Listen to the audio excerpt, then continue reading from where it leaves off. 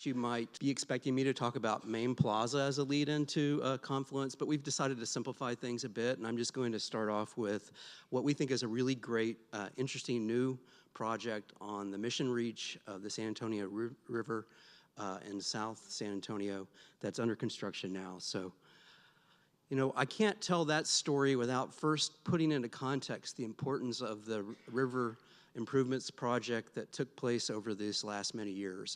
That collaboration, the public-private partnership, the commitment of stakeholders through all these decades to see that project through has been a game changer for both the museum reach and the mission reach of the San Antonio River. I remember clearly one night, one October evening, getting a strange phone call in the middle of the night from Howard Peak. And he was calling to ask me if I would be willing to be part of the River Oversight Advisory Group that was working on the project. I was laying there, my newborn son was only days old. I was watching the World Series, and of course I said, yes, I would love to do that. That was 19 years ago. My son is in college. At year 5, I thought, wow, this is taking a long time. At year 10, I thought, I've got to stop doing this. I have to quit. I can't do it. At year 15, I thought, this is really going to happen. And, you know, I tell that story because I think it's so important to put into context that this is a marathon, not a sprint. It takes time, energy, money, passion, commitment. And I applaud the stubbornness that has brought us to this place, displayed by Leela and by Lynn and many others that are stakeholders in this process. Now, of course, with the mission reach of the San Antonio River improvements, it was well worth it. All that effort, all that blood, sweat, and toil, the difficult times, really have paid off. It's a gift to San Antonio. It has helped to reveal the assets that we had on the San Antonio River on the south side that were invisible to people, both natural and cultural assets that were just in some ways less accessible to everybody in the community. It's become a catalyst for so many things to come. This idea that now people on the south side and from all over the city can come and recreate on the river, that they're exercising, they're improving health, they're gathering together to improve environments and create stewardship examples, and they're really just coming together with pride as a community, and it's really an amazing thing to see. Of course, that's only the beginning. That 19-year effort really is just the platform for the things to come. Confluence Park is what I'm going to be talking about with you today, but it is one of many things that the San Antonio River Foundation has helped to promote through the years, and you've all seen these examples. I want to really put a plug out for that group. In fact, I believe Robert Ehrman is somewhere here in the audience Robert, could you raise your hand? Robert was just announced yesterday. He's been a longtime leader in the San Antonio River Foundation group and has now announced yesterday, made public, that he's the new executive director. So thank you to Robert.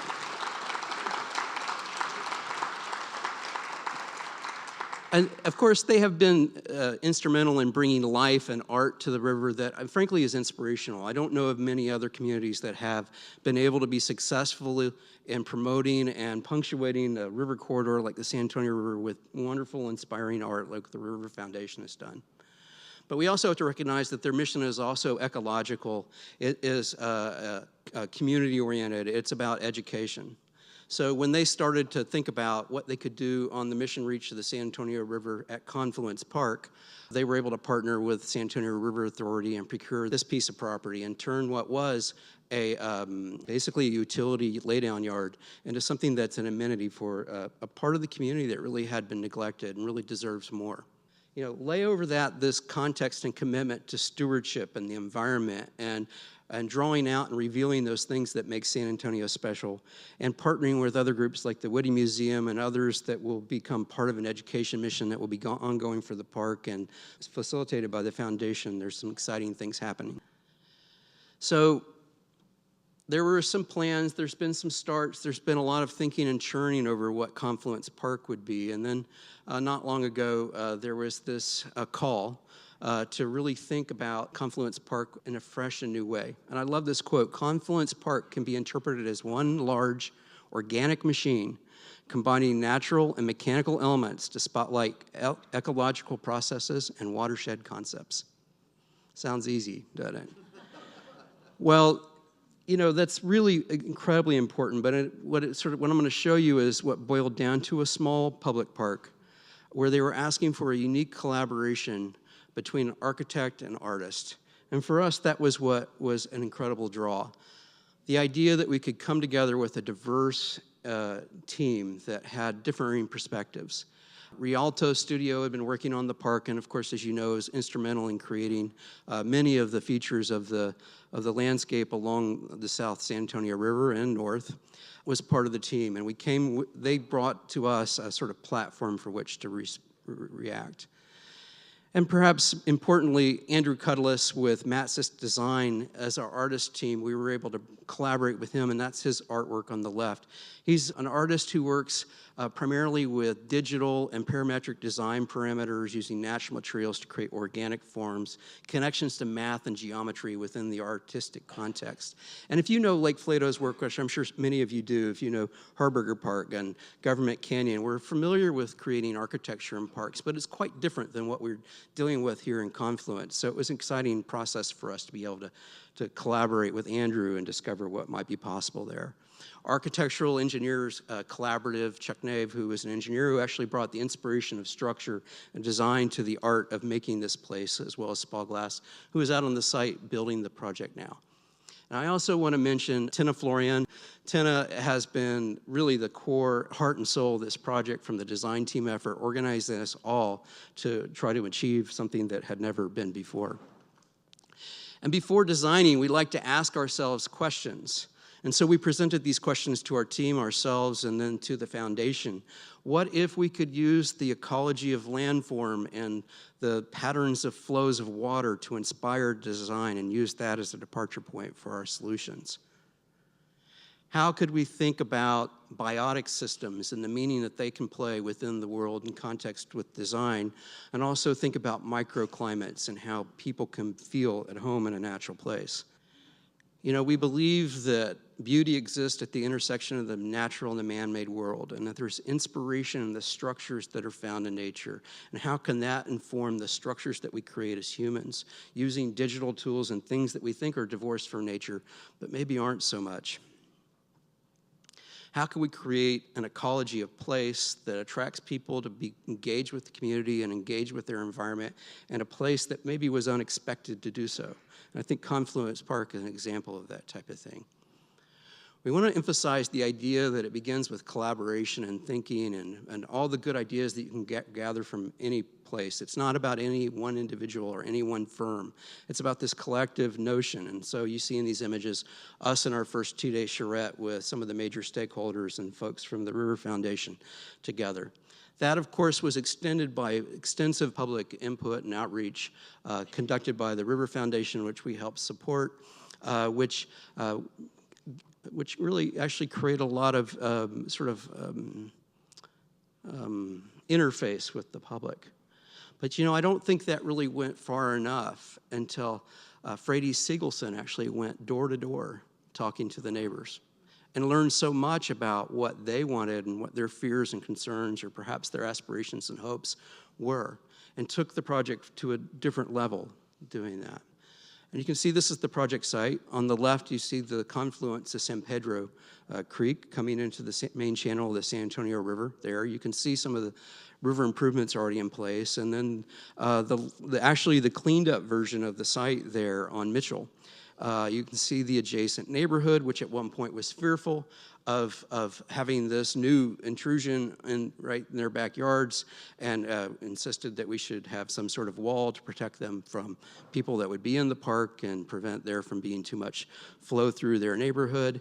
And after Frady's and others had reached out to them and talked more deeply, now they want a gate.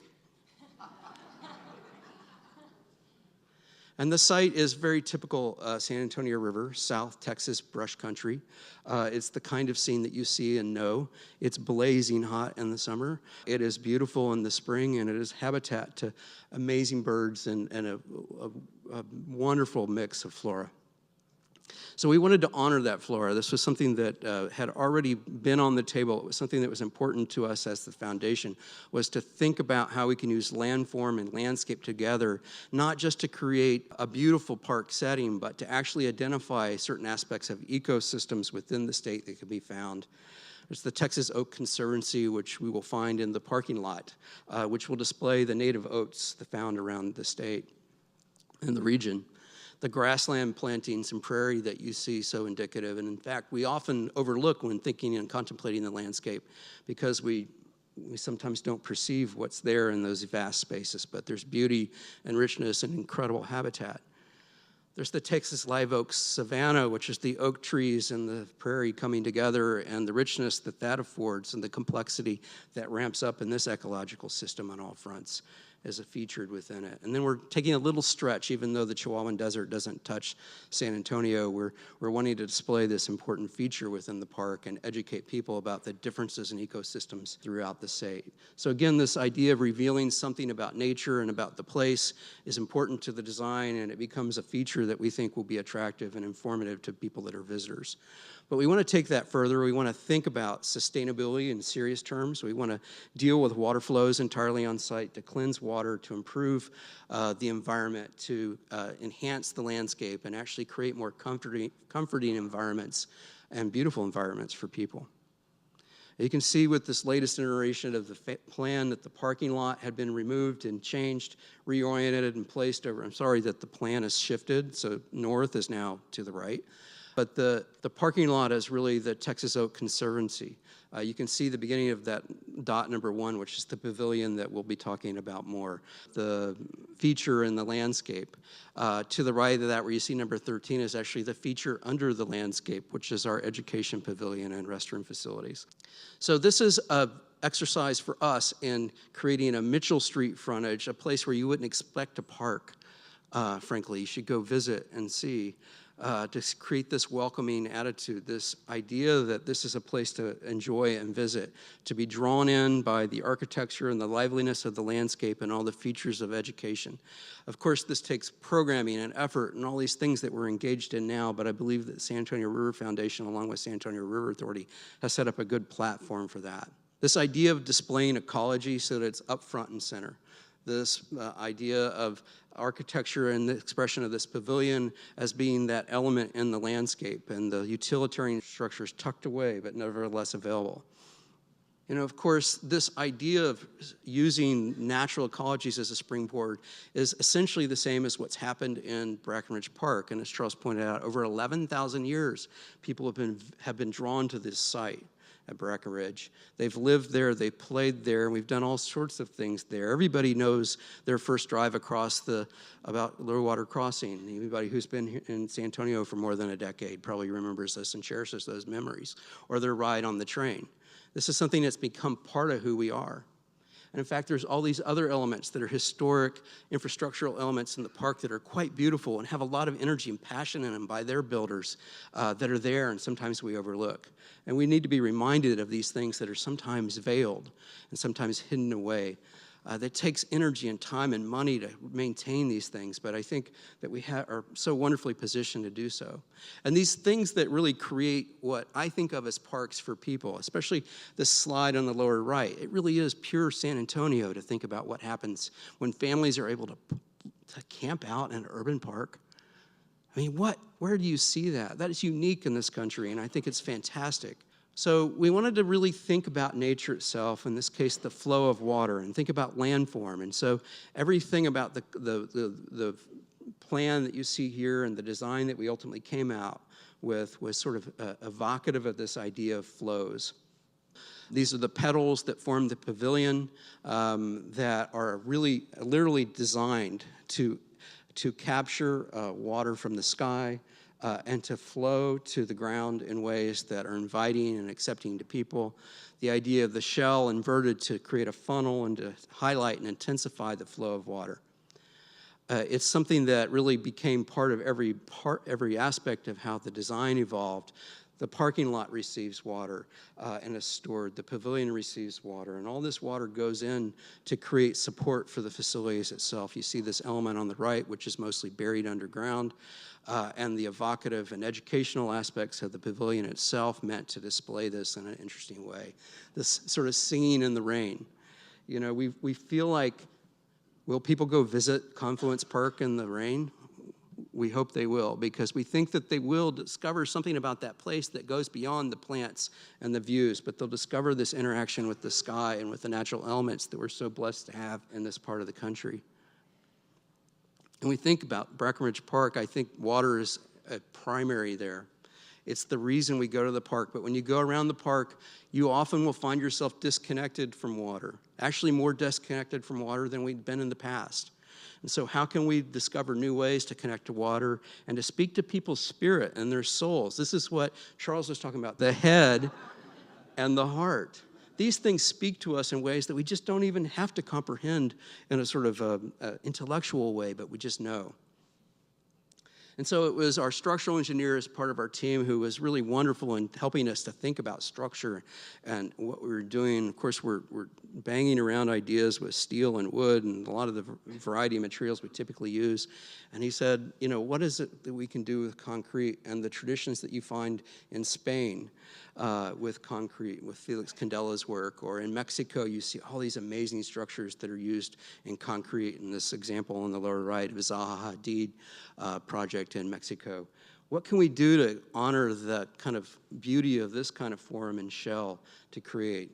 And Andrew Cudless coming with the sensibility of the parametric design and thinking about geometry and math and how these replicable forms can be drawn from the geometry of nature and created specifically to create the right balance of shade and protection for this place and an inspirational patterning that would be unique.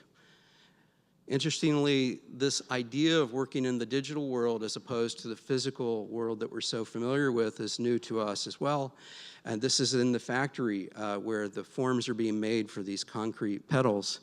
You can see that the positive is being made. In fact, the form or the mold that will become the form is being carved out digitally by robotic machines.